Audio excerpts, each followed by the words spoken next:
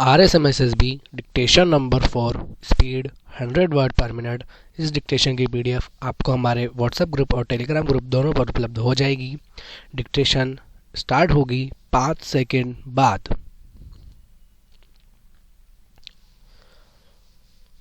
Dictation start.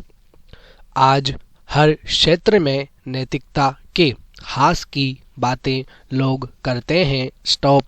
खासकर चुनावी राजनीति और प्रजातांत्रिक शासन व्यवस्था के संदर्भ में तो लोगों की यह चिंता लगातार अभिव्यक्त होती रहती है। स्टॉप। इसलिए यह समझना जरूरी है कि आखिर नैतिकता होती क्या है और उसकी जरूरत समाज को क्यों होती है। स्टॉप। आदिम जीवन से ऊपर उठकर जब मानव ने समूह में रहना सीखा और समाज का निर्माण किया, तब उसे आपसी संबंधों की कड़ियाँ बनाने के लिए कुछ आदर्शों की जरूरत हुई। स्टॉप। ये आदर्श कालांतर में समाज के नैतिक मूल्यों के रूप में प्रतिष्ठापित हुए। स्टॉप। ज्यों-ज्यों मानव समाज का स्वरूप बनता गया, उसके नैतिक प्रतिमान भी साथ साथ विकसित होते गए। स्टॉप। मानव की चेतना के विकास के साथ समाज के नैतिक प्रतिमान भी परिष्कृत होते चले गए। स्टॉप। नैतिक मूल्य क्योंकि समाज में मानव के आपसी व्यवहार को प्रभावित करते हैं, इसलिए नैतिकता लोक सापेक्ष होती है। स्टॉप। वह स्थान सापेक्ष और समुदाय सापेक्ष भी होती है। स्टॉप। लोग परिस्थिति और स्थान के संदर्भ में ही नैतिकता की पड़ताल की जानी चाहिए। स्टॉप। हर समाज अपना एक अलग सांस्कृतिक ढांचा गढ़ता है और नैतिक मूल्य उस सांस्कृतिक ढांचे को उसकी पहचान देते हैं। स्टॉप। आध्यात्मिक और भौतिक जगत में भेद होता है। स्टॉप। अध्यात्म मानव मन के अंदर का सच होता है, तो भौतिकता बाहरी चराचर जगत की सच्चाई होती है। स्टॉप। आध्यात्मिक और भौतिक जगत के बीच बीच मानव मन की एक झीनी चादर होती है। स्टॉप।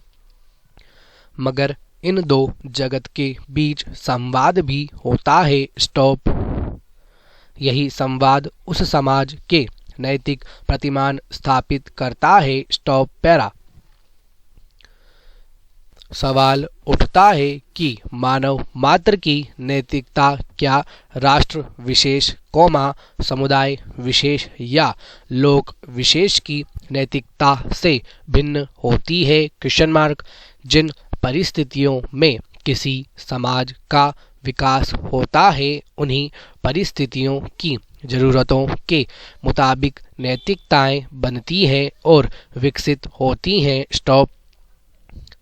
मनुष्य के सामाजिक व्यवहार को ये नैतिकताएं निर्धारित करती हैं। स्टॉप। समाज के नैतिक मूल्यों से सामाजिक अनुशासन स्थापित होता है। स्टॉप। राज्य व्यवस्था यह अनुशासन सुनिश्चित करती है। स्टॉप। सामाजिक अनुशासन उस समाज के नैतिक प्रतिमानों को ही प्रतिबिंबित करता है। स्टॉप। समाज ये नैतिक प्रतिमान उस समाज को उसकी पहचान देते हैं और उसकी संस्कृति रचते हैं। स्टॉप। दूसरे शब्दों में कहें तो लोक, समाज और उसके मूल्य तथा संस्कृति साथ साथ विकसित होते हैं। स्टॉप।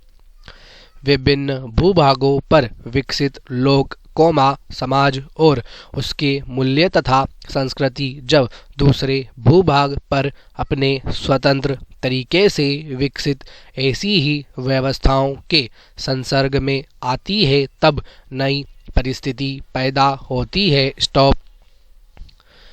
इतिहास प्रमाण है कि दुनिया भर में जब जब संस्कृतियों का एक दूसरे से परिचय हुआ तो उनके बीच टकराव भी हुआ। और हिंसा भी हुई। स्टॉप। अपनी विराटता के अहंकार ने धर्म के नाम पर भी युद्ध हुए, रक्तपात हुआ। स्टॉप। इसे संस्कृतियों के संघर्ष के रूप में भी कुछ विचारकों ने परिभाषित किया है। Stop para.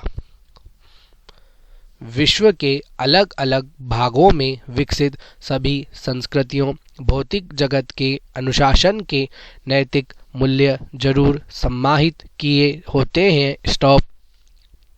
मगर भारत में आध्यात्म की हजारों सालों की परंपरा ने अन्य भू की कल्पना की गई। स्टॉप।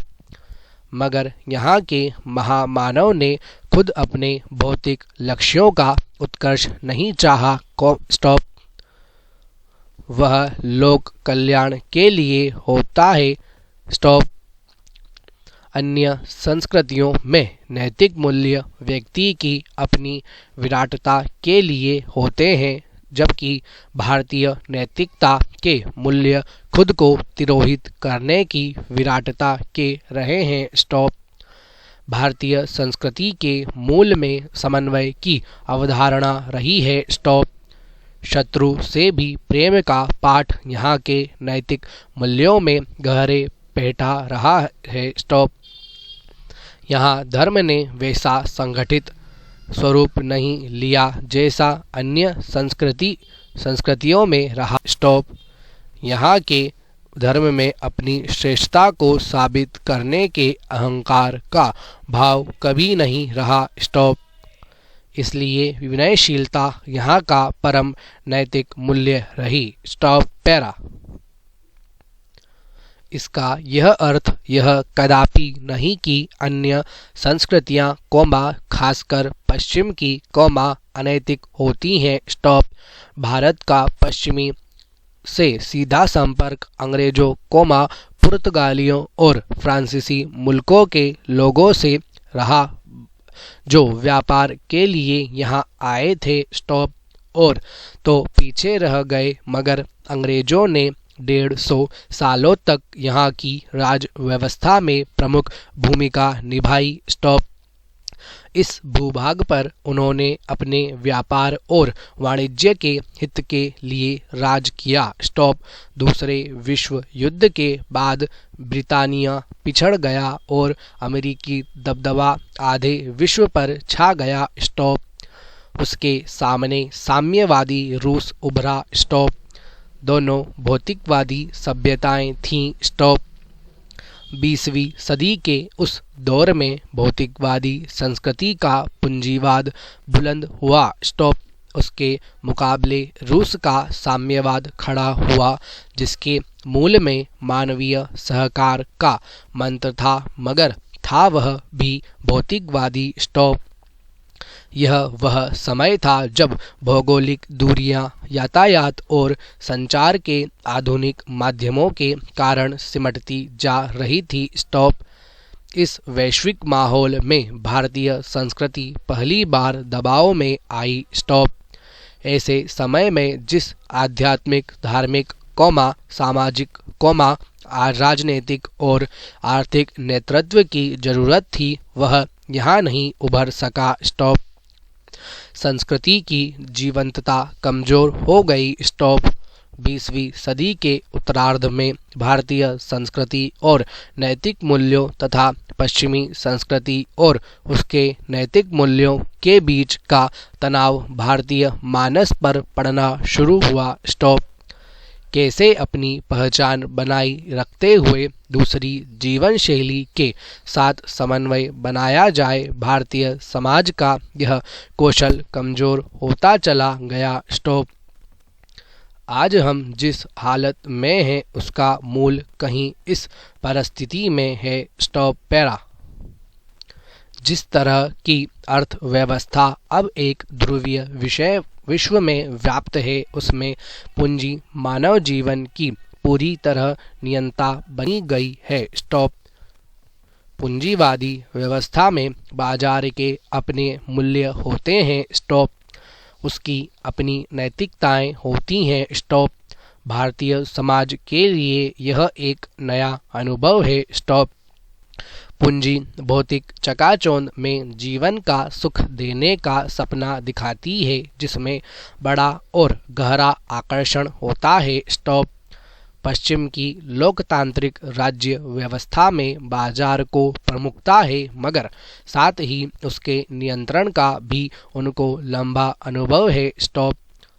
वहाँ लोकतांत्रिक संस्थाएं मजबूती के साथ खड़ी रहती हैं और बाजारों को मानव जीवन को विचलित करने से रोकने में समर्थ करती हैं। Full stop.